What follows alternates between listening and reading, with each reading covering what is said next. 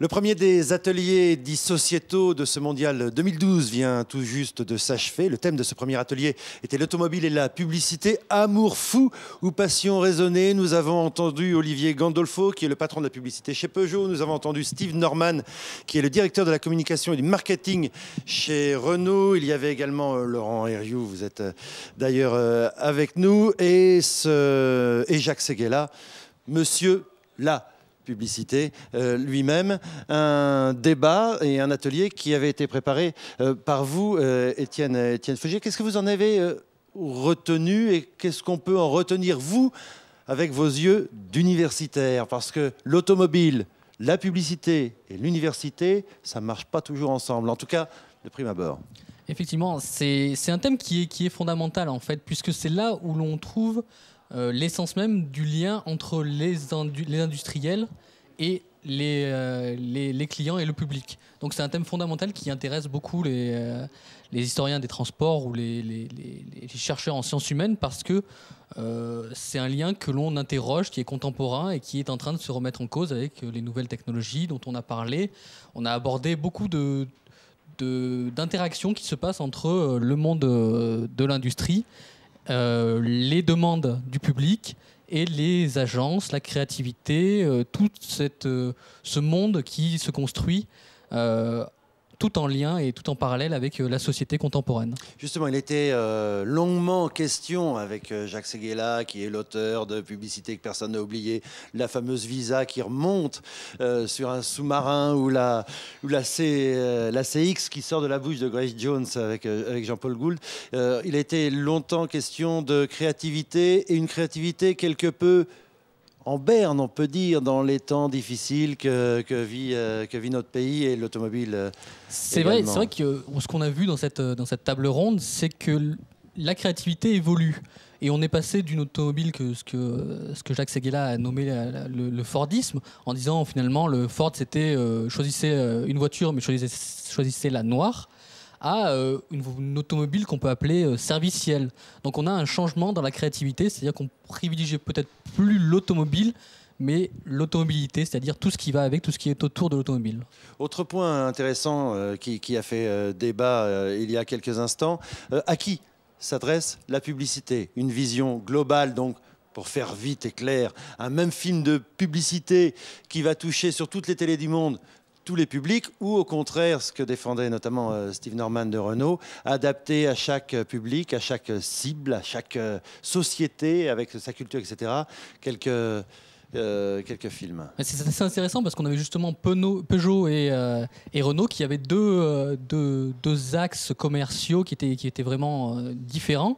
On a à la fois du ponctuel en essayant de toucher des cibles précises, et on a aussi du général où on tâche de toucher tout un continent. Et c'est cette question de toucher la société, ou plutôt peut-être les sociétés au sein d'un même pays, au sein d'un même continent. Et c'est intéressant. Étienne, il a également été question, parce qu'on parle de télévision, il a également été question d'autres supports, tous les supports.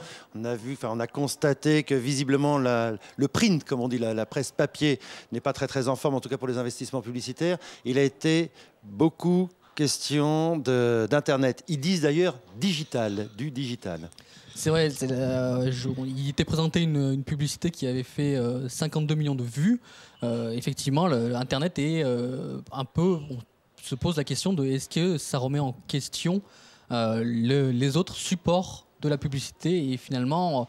on a appris que les entreprises sont plutôt réticentes à se lancer dans ce nouveau média qui peut-être ne fait pas autant succès qu'a priori.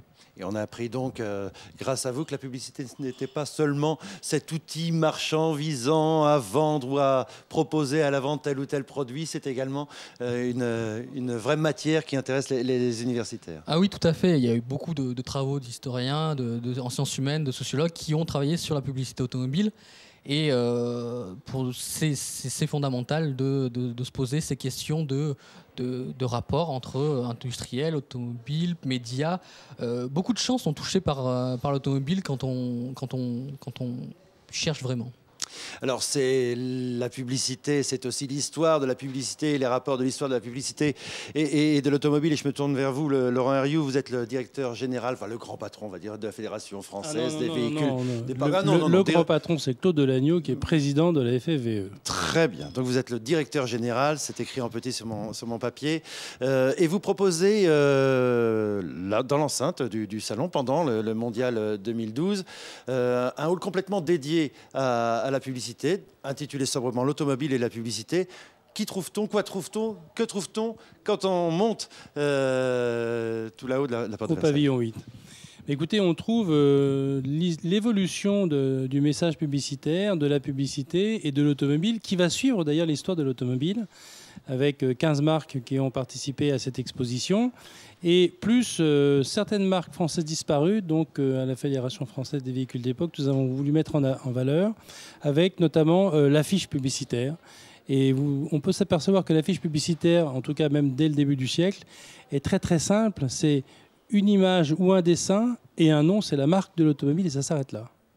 Alors, il faut donner, on va donner un petit peu envie d'y aller parce que le Hall 8, ça fait partie des parcours quand on fait un long parcours justement sur cette porte de Versailles. Comment ça se présente? Comment se présente cette exposition? Alors, concrètement? Cette exposition, d'abord, nous avons fait un appel d'offres au niveau de la scénographie et nous avons retenu un choix scénographique à partir de cubes, comme des cubes de Lego, et sur lesquels on va pouvoir imprimer une image qui va sortir en relief. On va pouvoir avoir également des films puisque nous avons signé un partenariat avec l'INA pour le Mondial de l'automobile. Et l'INA nous a ouvert les portes de ses trésors. Et c'est la première fois que dans les expositions spéciales qui ont 20 ans quand même cette année, nous avons cette troisième dimension qui est l'image animée. Alors oui, donc l'exposition en tant que telle, il y a ces fameuses affiches en 3D, ce qui est vraiment très réussi, avec les véhicules devant quand même, les véhicules qui sont vantés. Oui, toujours. C'est le principe de l'exposition, quel que soit le thème, on l'illustre et on met le véhicule en rapport devant. Alors nous allons commencer par exemple, dans l'ordre de visite de l'exposition, par Citroën, et c'est vrai qu'André Citroën a été un des précurseurs. On va commencer par la petite Citroënette Papa, Maman Citroën, puisque dès l'enfance... Alors dites ce que c'est la Citroënette quand même, parce que oui, voilà, la Citroënette... Dès l'enfance, André Citroën se dit « je vais commencer à fidéliser mes futurs clients », et c'est quand même très, très, très avant-gardiste. André Citroën a également illuminé... C'est une petite voiture, la Citroënette. C'est vraiment une toute petite voiture pour enfants. Une voiture à pédale. André Citroën a quand même illuminé la Tour Eiffel de 1925 à 1932 pendant 7 ans. Avec 250 000 ampoules de 6-7 couleurs différentes, etc. Ça se voyait à 100 km à la ronde. La légende dit que Charles Lindbergh s'est guidé, alors je ne sais pas si c'est vrai, je n'y étais pas, sur cette tour Eiffel, puisqu'on est entre nous, j'aurais bien aimé voir la tête de Louis Renault le premier soir où ça s'est éclairé. Et puis il y a une partie aussi dans cette exposition, vous l'avez évoqué avec le partenariat avec l'INA, il y a 3 salles de cinéma dans lesquelles on voit l'évolution filmée du salon depuis ses débuts au Grand Palais, des images qui bougent un petit peu, qui sont toujours très drôles à regarder. Nous voyons des publicités, évidemment des publicités d'époque, et là aussi ça a énormément évolué. Et dans la dernière salle, si je ne m'abuse, ce sont des papiers de journaux, des reportages sur les salons d'avant, n'est-ce pas? Voilà, nous avons donc 3 salles de cinéma, 3 séances, les constructeurs français, les constructeurs étrangers et les équipementiers, puisque nous avons également Michelin et Valeo qui va réactiver la marque Marshall pour les 90 ans de la marque l'année prochaine. Et l'histoire du salon de l'auto, puisqu'on est quand même au salon de l'auto, hein, c'est mondial, mais ça s'appelait le salon de l'auto. Et là, on a trouvé des trésors, notamment les inaugurations officielles par tous les chefs d'État qui ont inauguré le salon de l'auto depuis le début, avec des styles différents, des messages différents, et c'est vraiment très, très impressionnant. Ouais, ça, c'était l'époque où on arrivait au salon, puisque vous avez raison, c'était encore le salon, et on ne savait pas ce qu'on allait trouver à l'intérieur, ce qui n'est plus tout à fait le cas maintenant. Donc c'est au Hall 8, au pavillon 8. Voilà, ça s'appelle l'automobile et publicité, ou la publicité et l'automobile. L'automobile et la publicité. Voilà, et donc c'est absolument à voir lors d'une visite ici à la porte de Versailles. Merci Étienne de nous avoir proposé ce premier des ateliers sociétaux du mondial, l'automobile et la publicité. Merci à vous Laurent Herriou et à très bientôt.